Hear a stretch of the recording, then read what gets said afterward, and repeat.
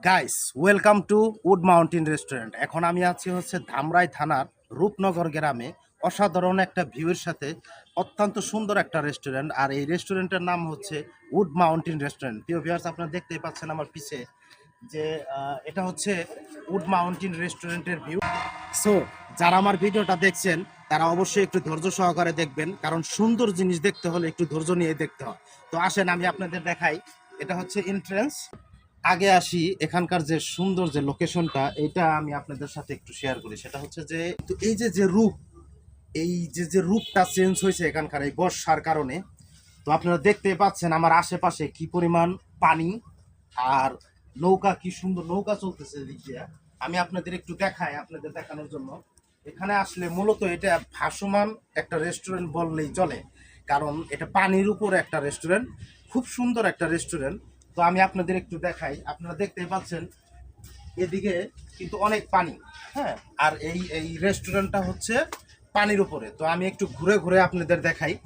আর সেটা হচ্ছে এখানে আপনি আর একটা ফ্যাসিলিটি পাবেন, সেটা হচ্ছে যে এখানে খুব কম দামে, খুবই অল্প দামে আপনারা ভালো ভালো জিনিস খাইতে পারবেন। সেটা বড় বড় রেস্টুরেন্টে গেলে যেরকম আপনাকে খরচ করতে হয়, এত টাকা খরচ এখানে করতে হবে না। তো আমি এখানকার যে দায়িত্বরত একজন ম্যানেজার আছে, আমি তার সাথে একটু কথা বলি। ভাইয়া, আসসালামু আলাইকুম। কি অবস্থা, ভালো আছেন? জি, ভালো তো আছি। ভাই, আপনার নাম কি? মোহাম্মদ মাসুদ রানা। আচ্ছা মাসুদ ভাই, হুম। তো এখানে কি পরিমাণ মানুষ প্রতিদিন হয় এখানে? তাও এইখানে প্রতিদিন তাও 4,000-5,000 টাকার রেগুলার বেচা হয়।